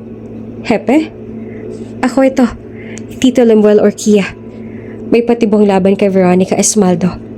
Dadalhin ko ang ebidensya. Kailangan ko ng backup sa Casa de los Perdidos Orphanage. Agad-agad. Samantala, sa loob naman ng orphanage, halos magdilim ang panganingin ni Veronica habang bumabagsak ang kabaong sa ibabaw niya. Sa itaas si Zayelra ay nakangising parang nagwawagi. Buhat ang sanggol na parang tropeo. Wala ka ng pag-asa, Veronica. Hanggang dito na lang ang laban mo. At sa labas, hawak ni Tito Lemuel ang folder at cellphone. Hinihintay ang oras ng pagdating ng mga pulis. Ang lahat ay nakabitin sa tanong. Darating ba sila bago mahuli ang lahat? Isara na! Ibaon siya! Utos si Zayelra. Habang ang kabaong ay halos tuluyang bumagsak sa ibabaw ni Veronica. Nanginginig ang bulag na babae. Yakap ang sarili habang naririnig ang kaluskos ng lupa. Diyos ko, huwag mo kong pabayaan. Biglang nagliwanag ang paligid ng orphanage. Dumagundong ang mga sirena. Pulis! Walang kikilos! Sigaw ng otoridad sabay pasok sa gusali. Nagulat ang mga tauhan ni Zayelra. Agad na nagsitakbuhan. Ang iba ay nahuli, ang iba na may agad na posasan. Ano? Gulat na gulat si Zayelra, nanginginig, habang hawak ang sanggol. Paano nila nalaman? Mula sa gilid, lumabas si Tito Lemuel, hawak ang cellphone at ang folder. Akong tumawag sa kanila, Zayelra. May sapat na ebidensya na laban sa inyo. Mabilis sa bumaba ang dalawang pulis sa hukay. Binuhat si Veronica mula sa ilalim at halos mawalan siya ng malay. Nanginginig pa rin ang mga kamay. Ligtas ka na, ma'am, sabi ng isang pulis. Mahigpit siyang napakapit sa braso ni Tito. Akala ko, tapos na ako, Tito. Ngumiti si Tito. Binahid ang luha niya. Hindi pa. Lalaban tayo. Sinubukan pang magpumiglas si Zayelra.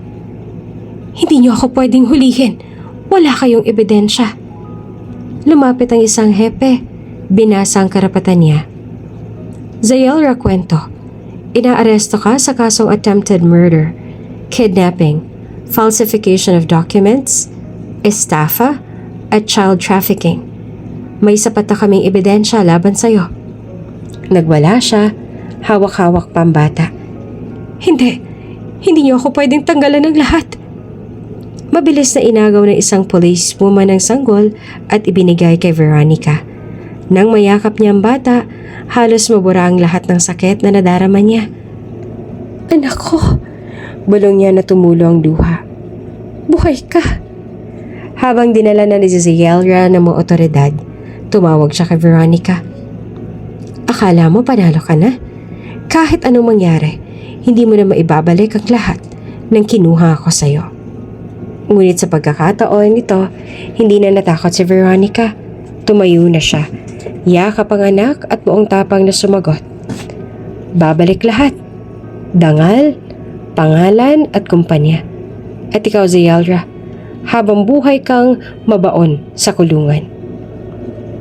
Kinabukasan, inalabas ng mga forensic experts ang resulta ng pagsusuri. Ang halamang laso na natagpuan sa dugo ni Veronica ay kapareho ng nasa katawan ng kanyang ama, si Don Eliar Esmeraldo. Nang marinig ito, halos manginig si Veronica. Ibig sabihin, simula pa lang ito. Planado na nilang patayin ang tatay ko. Kaya pala, bigla siyang nawala. Mahigpit siyang niyakap ni Tito Lemuel. Oo anak, hindi siya mamatay sa sakit. Plinano lang nilang lahat para maagaw ang yaman ninyo. Napaiyak si Veronica. Nanginginig ang boses. Kung ganon, hindi lang ako ang biktima. Pati ang tatay ko. Lahat ng sakit. Lahat ng pang-aapi. Gawa ng iisang pamilya ng demonyo.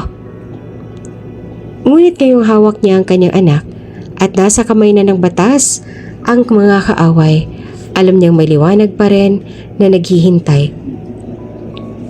Matao sa harap ng korte ng araw na iyon, nag-aabang ang media, ang mga taong gustong makita ang hustisya at ang mga aktivistang may dalang placard.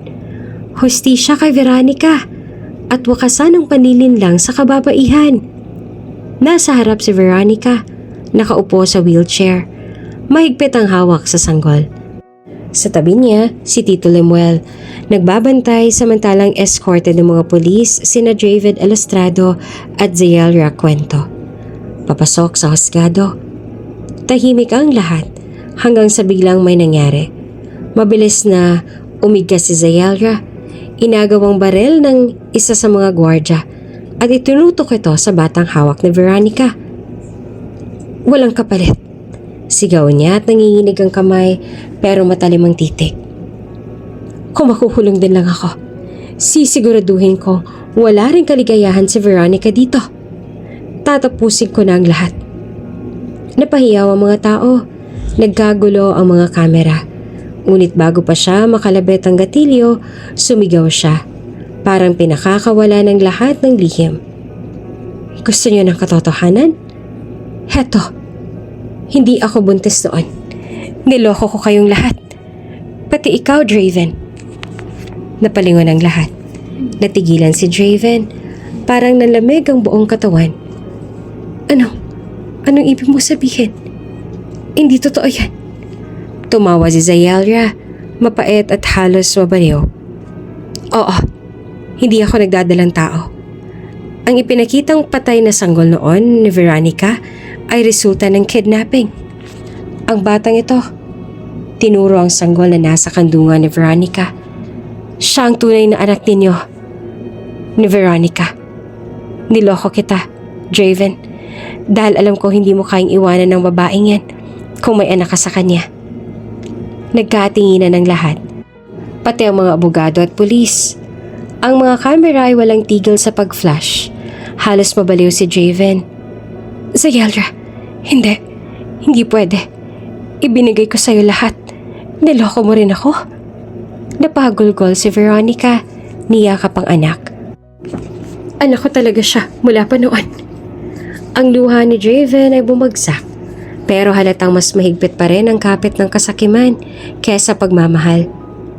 Wala akong anak sa'yo. Pinaglaruan mo ko, Zayalra. Bago niya makalabit ang gatilyo, isang putok ang yumanik. Tinamaan si Zayalra sa kamay, nabitawan ng baril, at agad na nasanggaba ng mga pulis. Nagsisisigaw siya habang dinadakip. Hindi ako talunan! Hindi ako talunan! Pagpasok sa korte, malinaw ang lahat. Binasa ng piskal ang mga kaso. Draven Elustrado at Zayalra Cuento, kayo ay kinakasuhan ng large-scale estafa, falsification of documents, conspiracy, attempted murder, at child trafficking. Wala naman nakapagsalita. Si Dave nakatungo, tuluyang gumuho. Si Zayalra umiiyak at sumisigaw ng mga walang saysay na salita. Samantalang si Veronica, bagamat pagod, ay matatag. hawak niya ang anak at alam niyang iyon ang pinakamahalagang ebidensyang buhay, ang kanyang tagumpay. Makalipas ang ilang buwan, nabawi ni Veronica ang Esmaldo Oil. Ngunit higit pa roon, itinayo niya ang Liwanag ng Dilim Foundation, isang tahanan para sa mga babaeng biktima ng panlilinlang at pang-aabuso. Sa harap ng publiko, ipinakilala niya ang kanyang anak, si Elirio Esmaldo. Ito ang dahilan kung bakit ako lumaban, para sa kanya at para sa lahat ng kagaya ko. Sa puntod ng kanyang ama, bumulong siya habang hawak ang anak. Dad, natapos ko na ang laban. Hindi na nila kailanman madidilim ang muli ang liwanag natin. At sa huli, ang babaeng bulag ang siyang naging ilaw sa madilim na mundo. Bago ka pa lang sa channel neto, ibang kwento ni Ate Jane, istorya mo, ikwento ko. Huwag kalimutang pindutin ang notification bell at subscribe button.